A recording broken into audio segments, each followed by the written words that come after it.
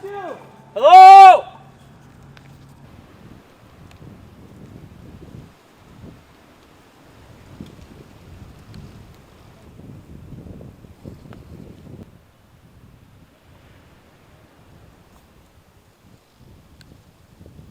I don't see any. It should be just the one level.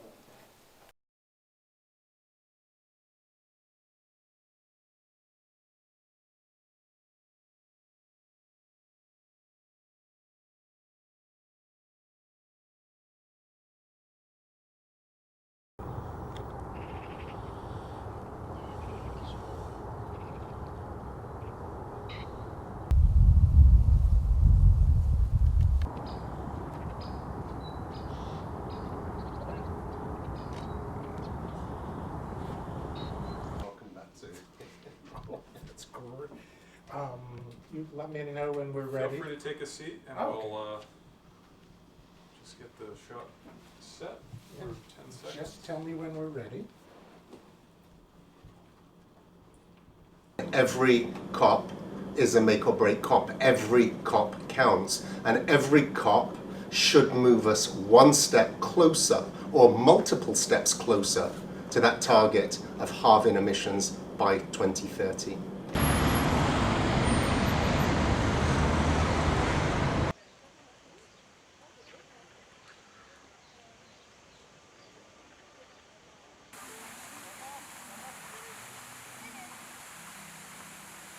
I've been going to COP since 2003 and I always have high expectations of them, even though I know that they are difficult places to get business done as we are trying to agree by consensus amongst 190 countries.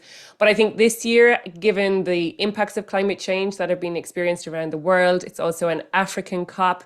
We see the impacts of climate change on the Horn of Africa and the famine there. I think there's going to be a real urgency at this COP, and that's what I expect our leaders to bring to the table.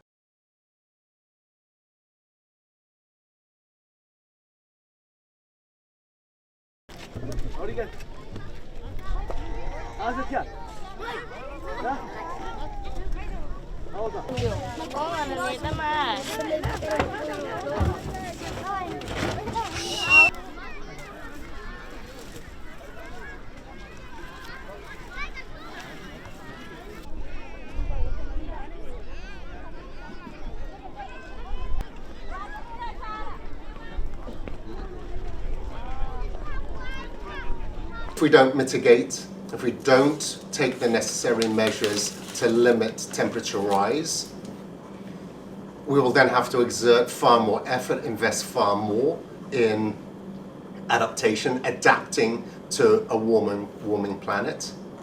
And as we exceed limits, which we already are, there will be more loss and damage.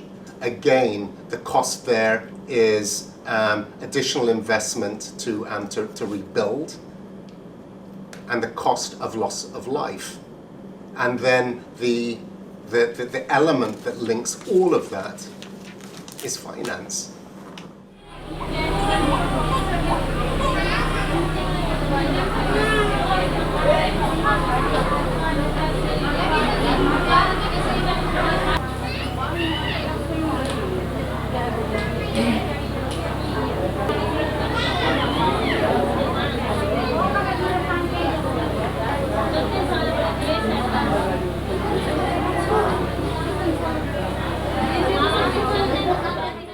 Those that are the most vulnerable, those that are the most affected, it is at the top of the list of priorities because they're the ones who are sustaining the damage. Again, you call Pakistan, a third of the country underwater, billions of dollars in damages, lives lost, millions displaced.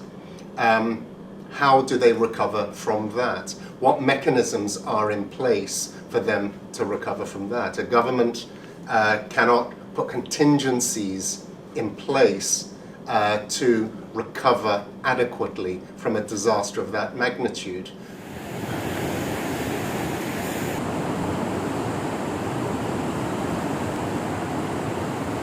So if developing countries are to continue to invest in the climate action that they need to take in the long term and the short term, they need to see those funds flow from the developed countries who have greater historical responsibility for the causes of climate change. So it has to happen. The money has to flow, the resources, the support, the technology, the capacity building have to be there. And it's really important for us all to remember that no one country can find its way out of this crisis alone. It is a collaborative effort. We have to work in solidarity with all countries. And that means the wealthier have to support those with fewer means to make the changes.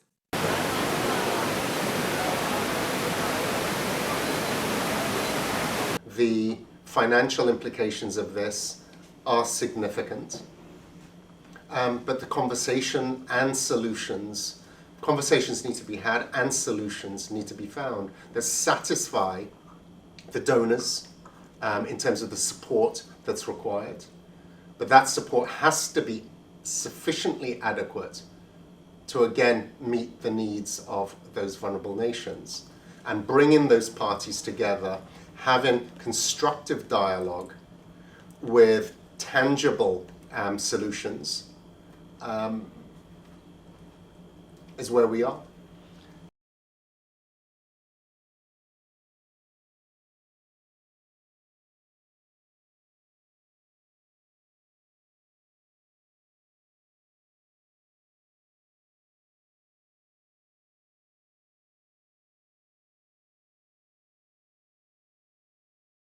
Look at the summer that we've just had, and this again goes beyond just vulnerable countries. The extreme heat, the fires, the floods, the droughts, whether that's in Europe, whether that's in North America, China.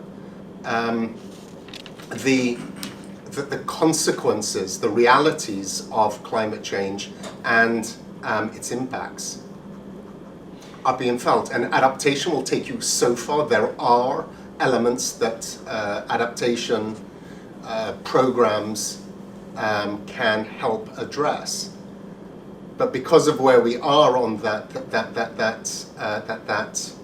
temperature spectrum, those extreme events are simply going to increase.